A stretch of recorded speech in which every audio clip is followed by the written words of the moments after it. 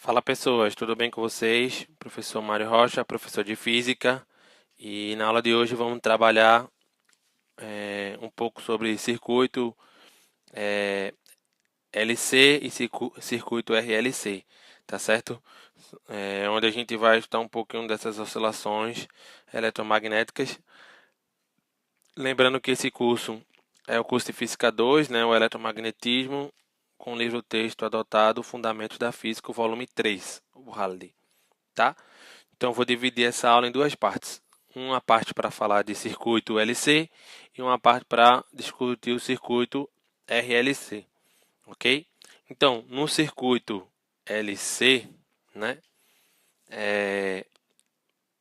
essas oscilações eletromagnéticas têm um motivo. Então, a gente vai ver por que esse nome oscilações eletromagnéticas já já. Então, no circuito LC, a gente tem um capacitor e um indutor L, tá? E a gente pode aplicar a lei das malhas para resolver, né, esse sistema. Então, aplicando a lei da malha, seria o menos Q sobre C e, a queda de tensão que você tem no indutor é menos L dI dt, vistos em capítulos anteriores.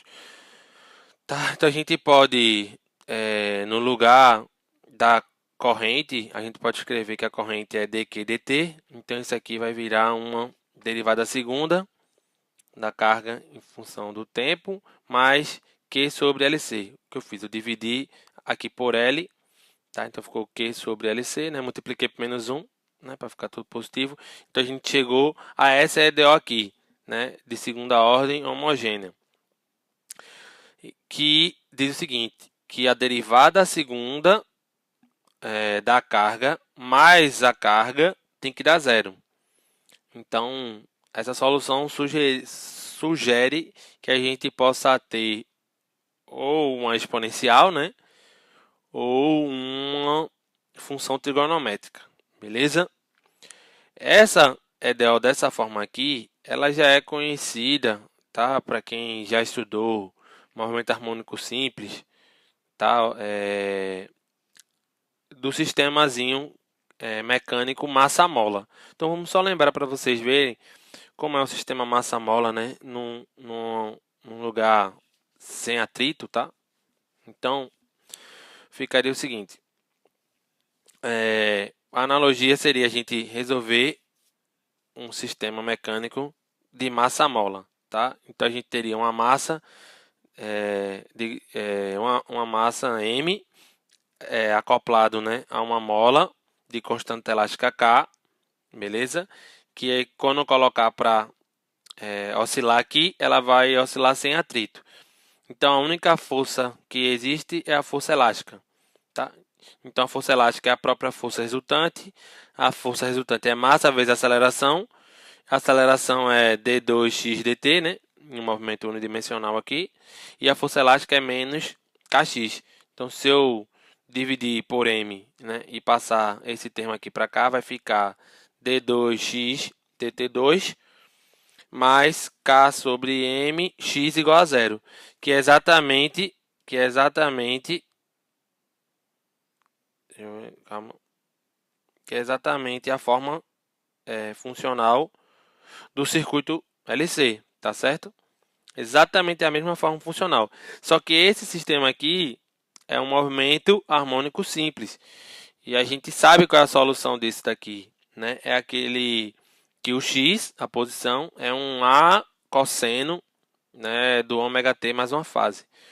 Então, e por quê? Como eu disse, você vai derivar a segunda e somar com o termo, e isso aqui tem que dar zero. Então, isso sugere que ou você use exponencial ou uma função trigonométrica, né? Então, a solução disso aqui é conhecida, tá? Do MHS, é o x de t igual a um A cosseno de ômega t mais uma fase, onde ômega t, tá certo? Seria a raiz de K sobre M. Tranquilo? Então, você pode resolver por analogia. Para o circuito RLC, eu vou mostrar como é que você resolveria. Ah, Mário, eu não lembro, não vi isso. Como é que a gente resolveria? Você chuta uma solução e vê se ela satisfaz ou não essas condições. Eu vou resolver mais ou menos isso para o circuito RLC, beleza? Então, essa solução aqui dessa EDO do circuito LC sugere que é uma coisa desse tipo aqui. Obviamente não é o mesmo, porque aqui a gente trabalha com massa, constante elástica e posição. E aqui é carga, indutância e capacitância. Então, o que a gente tem que fazer? As substituições que a gente tem que fazer para poder ter uma solução do tipo é simplesmente substituir x, onde tem x a gente coloca a carga, né? Então a gente vai, no lugar de x, a gente vai colocar a carga. No lugar de 1 sobre c, vai ser a nossa constante elástica. Então, onde tem K, eu coloco 1 sobre C. E onde tem massa, eu coloco a minha indutância. Beleza?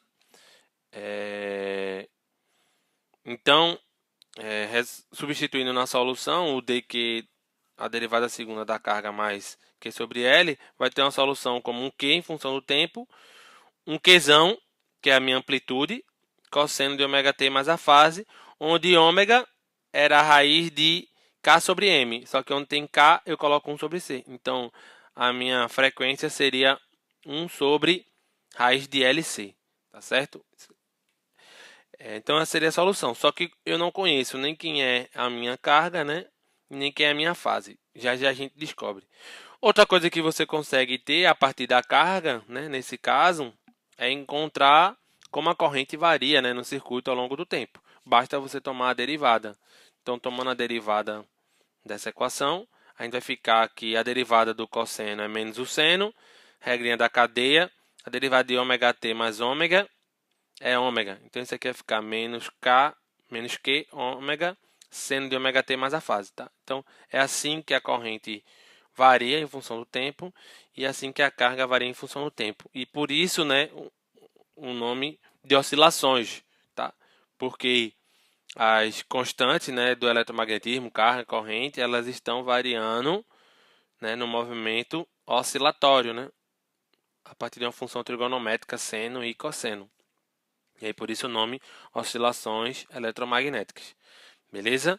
Só que a gente tem duas variáveis aqui, que é a amplitude e a fase. E como é que a gente resolve para determinar a amplitude e a fase? Então, a gente tem duas variáveis e duas equações. Então, resolver esse sisteminha. E aí, para resolver esse sisteminha, usando as condições iniciais. Ou seja, você precisa saber como é a corrente e como é a carga no início, né, do circuito. Tá? Então, eu estou considerando que no início você tem uma carga Q0, que não obrigatoriamente é a carga máxima do capacitor, tá? Não obrigatoriamente. Mas para esse circuito vai ser a carga máxima que ele vai possuir, tá? E o I0, tá? É a corrente no início. Então a gente vai fazer o seguinte: para quando o Q de 0 for 0, tá? Então isso daqui, o T é 0, então o ômega vai dar 0, então só vai sobrar o cosseno da fase. E quando a corrente for 0, o ômega t vai dar 0, então só vai dar o seno da fase. Então você tem essas duas condições. Quando isso acontecer, a carga é o Q0 e a corrente é o I0. Então, para resolver isso, eu posso... Estou vendo que tem um seno e um cosseno aqui, mas eu sei que o seno ao quadrado mais o cosseno ao quadrado do mesmo ângulo, né, de φ, ele é 1. Então, eu vou tomar o quadrado dos dois. Então, tomando o quadrado aqui, vai ficar a carga ao quadrado inicial é igual a amplitude ao quadrado, cosseno ao quadrado de φ. E aqui embaixo vai ficar I0 ao quadrado igual a ômega ao quadrado mais Q ao quadrado, o seno ao quadrado da fase. Então, ó, cosseno ao quadrado mais cosseno ao quadrado, o Q com o Q, então posso colocar isso tudo, né, no caso em evidência. Só que eu tenho esse ômega ao quadrado. Então, para ficar só o Q ao quadrado, e depois eu colocar em evidência ficar o cosseno ao quadrado mais o seno ao quadrado, eu vou passar essa frequência para cá dividindo. Então, quando eu passar isso aqui para cá dividindo e somar as duas equações, eu vou ficar com que a carga inicial ao quadrado mais a corrente inicial ao quadrado sobre ômega ao quadrado é a carga, a amplitude ao quadrado, cosseno ao quadrado, mais, no caso da corrente, vai ser a carga ao quadrado mais o seno ao quadrado. Tá? Então, você coloca em evidência a amplitude ao quadrado, vai ficar o cosseno ao quadrado, mais o seno ao quadrado, isso dá 1. Então, a nossa amplitude vai ser a raiz de Q0 mais I0 sobre ômega 2 ao quadrado. Então, se você quiser saber a amplitude, você vai precisar saber a frequência, que é a 1 sobre raiz de LC, e quem é a carga inicial e a corrente inicial. Tá? Então, isso aqui, um dos dois pode ser 0. E aí, por exemplo, se no início não houver corrente, isso aqui é 0, então a amplitude é a própria carga inicial, por exemplo. Beleza? E para descobrir a fase? Então, para descobrir a fase, basta eu olhar para essas duas equações aqui e eu quero achar o φ. Então, eu vou dividir essa equação aqui por essa, porque vai ficar um seno de φ sobre um cosseno de φ, que dá uma tangente, né? Então, se eu dividir essa equação por essa, vai ficar aqui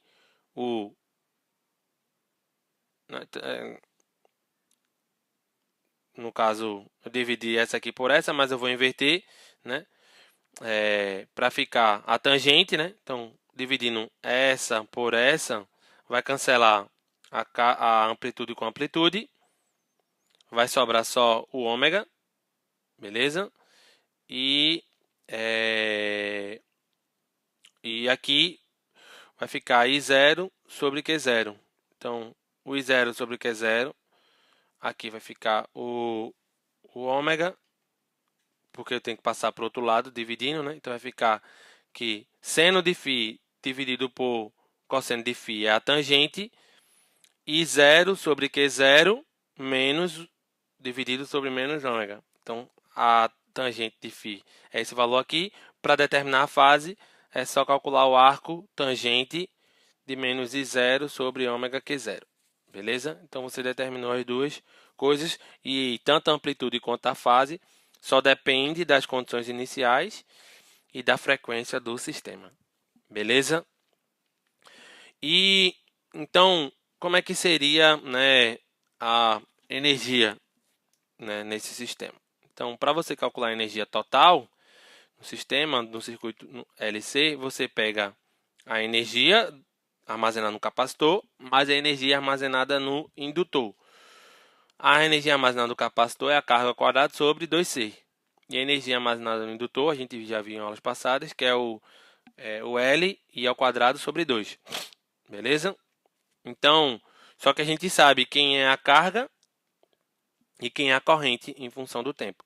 Então, quando eu colocar as soluções de cosseno e seno, a gente vai ficar com o seguinte, que a energia total vai ser amplitude ao quadrado, cosseno ao quadrado de ômega t mais a fase sobre 2c, e no caso, no lugar de I, vai ficar L sobre 2, ômega ao quadrado, amplitude ao quadrado, seno ao quadrado de ômega t mais a fase. Sendo ômega t 1 sobre raiz de LC, eu posso substituir aqui e vai ficar 1 sobre LC. O L vai cancelar com L, né? Então, deixa eu substituir aqui. Então, mantém a amplitude ao quadrado sobre 2C, cosseno ao quadrado de ômega t. L sobre Q sobre 2, que é esse valor aqui, beleza? O ômega ao quadrado é 1 sobre LC, seno ao quadrado de ômega t. Aí eu posso cancelar o L com L. E aí, ó, sobrou aqui Q ao quadrado sobre 2C, que é exatamente o que está aqui, ó, Q ao quadrado sobre 2C. Cosseno ao quadrado mais seno ao quadrado da mesmo argumento. Então, posso colocar o Q ao quadrado sobre 2C em evidência, vai ficar cosseno ao quadrado do argumento mais o seno ao quadrado do mesmo argumento, e essa soma é 1. Então, a energia total vai ser o Q ao quadrado sobre 2C, onde Q é a amplitude. Tá? E a amplitude ela não muda no tempo, concorda? Que viu que só depende das condições iniciais. As condições iniciais é pontual, ela não muda no tempo. E aí note que então a energia total no circuito LC ela é constante. Então, se a energia total ela é constante, significa que a energia se conserva, né? Não muda no tempo, então a energia se conserva. Beleza? Então, você pode, se quiser calcular a energia, basta você conhecer a condição inicial, a condição final, e se você calcular a energia em qualquer um desses momentos, ela vai dar o mesmo valor.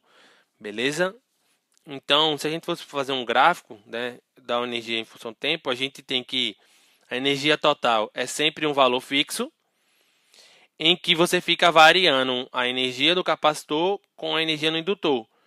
É como se fosse, no caso, num sistema conservativo, né, no campo gravitacional, né, sem resistência de ar ou sem atrito, você tem a energia mecânica, é a energia total, né, a cinética mais a energia potencial, mas tem horas que você só tem energia cinética, tem horas que você só tem energia potencial. Mas sempre vai dar o mesmo valor. Se você só tem um ou só tem outro, quando um é máxima, outra é mínima. Quando um é mínima, outra é máxima. E a soma entre elas em momentos intermediários sempre dá o mesmo valor. Né? Então, é mais ou menos isso que acontece. A máxima sempre vai dar a amplitude ao quadrado sobre 2c e elas vão ficar variando. No caso da carga, né, aqui ela vai começar com um cosseno, né? Então, você pode fazer aqui um cosseno. Essa seria a energia no capacitor, né? Começando no cosseno, então ela é máxima, né, no início, tá?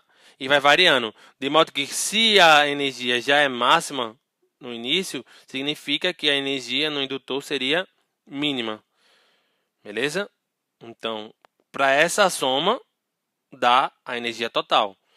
Então, quando uma vai aumentando, a outra vai diminuindo, de modo que a soma continue dando a amplitude ao quadrado sobre 2c.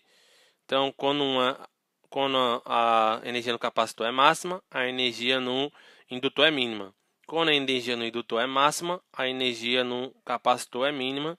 E em momentos intermediários, a soma é constante. Em qualquer valor nesse ponto. E por que isso acontece?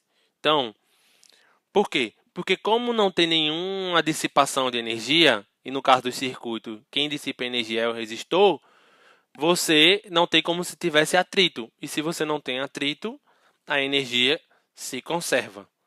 Beleza? Então, no circuito LC, a energia se conserva. A gente vai ver na próxima videoaula o circuito RLC, que ele tem uma resistência. Então, se ele tem uma resistência, é como se ele tivesse o atrito, e se ele tem um atrito, ele dissipa energia, e aí por esse motivo a energia não vai se conservar. A gente vai ver que isso aqui vai depender do tempo. Beleza? Dúvidas? Deixa nos comentários. Se gostou, compartilha e curte. Não, qualquer coisa me segue lá no Instagram, @Prof. Mário Rocha. Beleza? Estou à disposição aqui e vamos para a próxima videoaula. Falou, valeu, fui!